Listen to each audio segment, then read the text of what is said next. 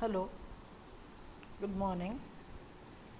We have been introduced to all the characters that came the night in the month of April on one night at the Tabard Inn in Southwark. As Chaucer was lying there, and this prologue is the understanding of the pilgrims that came there. So, you must have seen while in the course of this poem, the prologue, that the characters appear in a haphazard manner. There is no chronological order, or there is no st- uh, order in with regards to the status that these people stood on the social or on the church ladder. It is as though Chaucer is making random sketches of these characters. So, after having said the description of these people, and after completing the character of the pardoner, who is a thorough scoundrel, now we move further. Now have I told you shortly in a clause the state, the array, the number, and also the cause why these people assembled there in this company in Southward at this gentle hostel. So Chaucer begins by saying that I have told you very shortly in a clause, in very small expressions, the state, that is, their social position, the array, the dress, the number, the 28 characters, and also the cause. I have also told you the cause that all of them were of a fraternity. All of them were heading towards Canterbury. So I have told you the cause why they assembled in the company in Southwark, the name of the place, at this gentle hostel, that is the Tabard Inn. That night at the Tabard, fast by the Belle. Fast is close. So this Tabard Inn was close to yet another small town that was called Belle. But now is time for you to tell how that we bore us that same night when we were in the hostel, all right. So it is now time for me to tell you how we bore ourselves. That means how we talked to each other. How did we come to have this introduction that same night when we were in the hostel, all right. And after will I tell you of our voyage and all the remnant of our pilgrimage.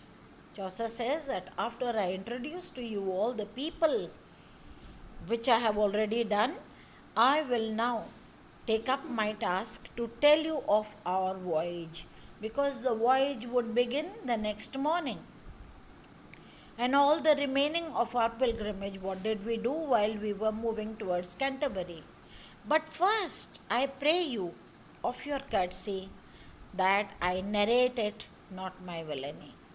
So Chaucer makes an apology for having described these characters and says that I honestly request my readers to take view of my courtesy. If I am going to tell you about the Canterbury tales, if I am going to tell you the tales which all these pilgrims will tell, two in the onward journey and two in the backward journey, I just thought it right that I introduce them to you. So it's out of courtesy. It's because otherwise, how will we as readers come to know who is the person relating the tale? So he said, it's not, it's just my courtesy to introduce these characters to you and to narrate them, and whatever they will narrate is not a villainy.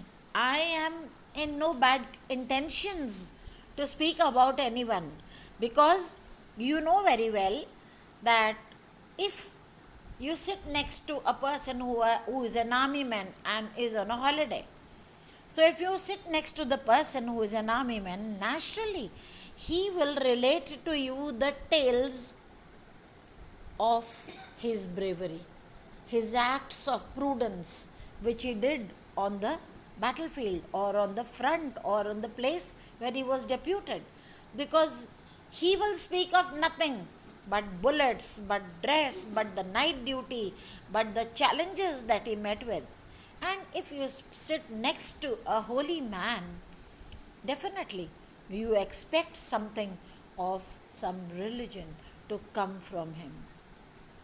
So he is telling it's not a villainy. When you read the tales, you will find that these characters who came in the Tabard Inn are the ones who will relate accordingly.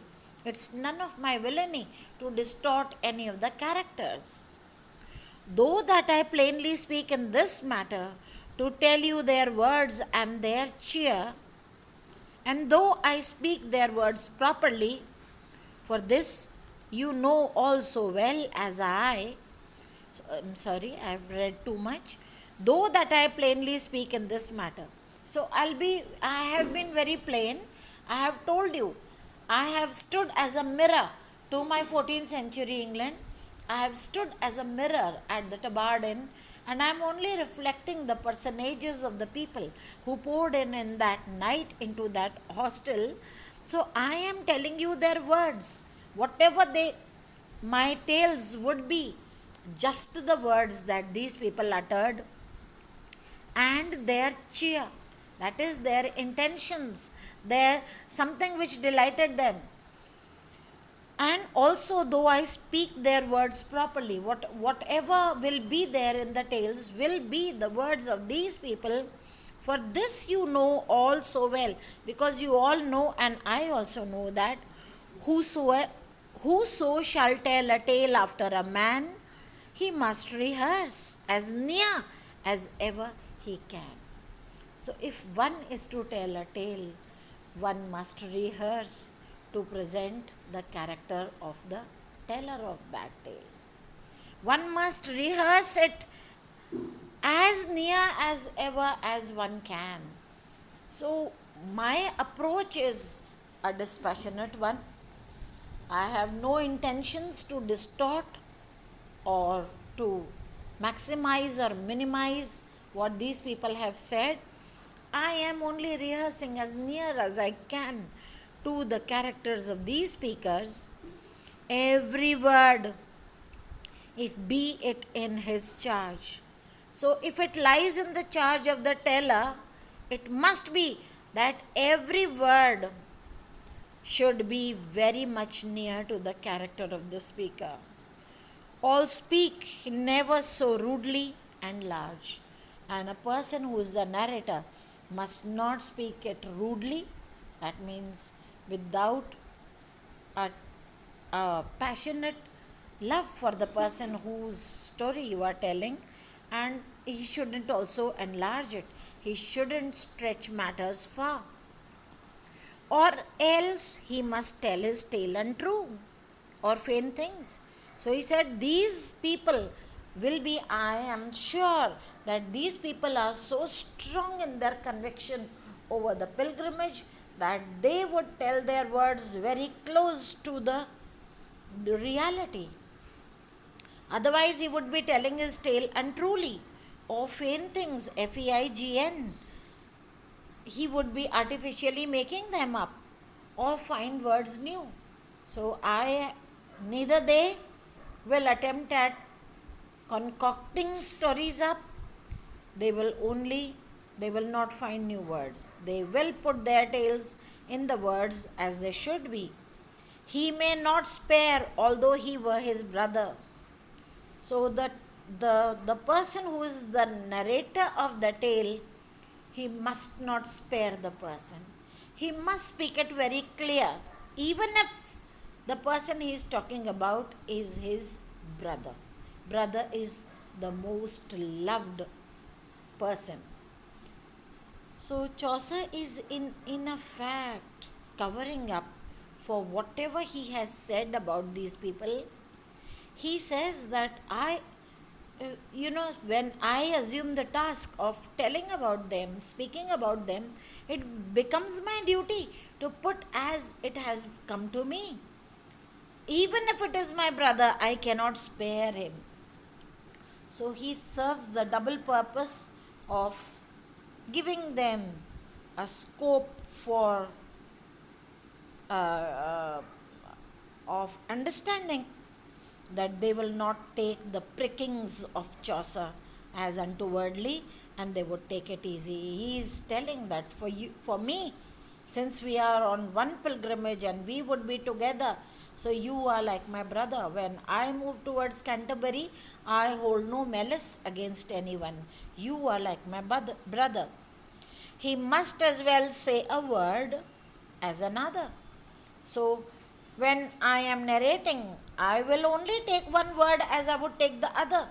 So, whatever I have taken is that I have taken with the viewpoint that this person is my brother. And then see the argument, the logic, the humor of Chaucer. He gives the example of Christ. He says that what Christ have said. Christ spoke himself full broad in holy writ, and well you know, no villainy it is. So he said even Christ has said in the apostles, in his own messages for the people, he has said that you must not spare even if it is the person you are talking about is your brother. So what I am doing is what Christ has done. So immediately that saving the skin exercise has been worked out. Here in this tale,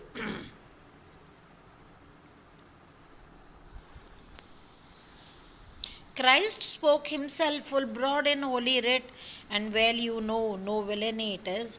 Also Plato says, whoso can him read, the words must be cousin to the deed.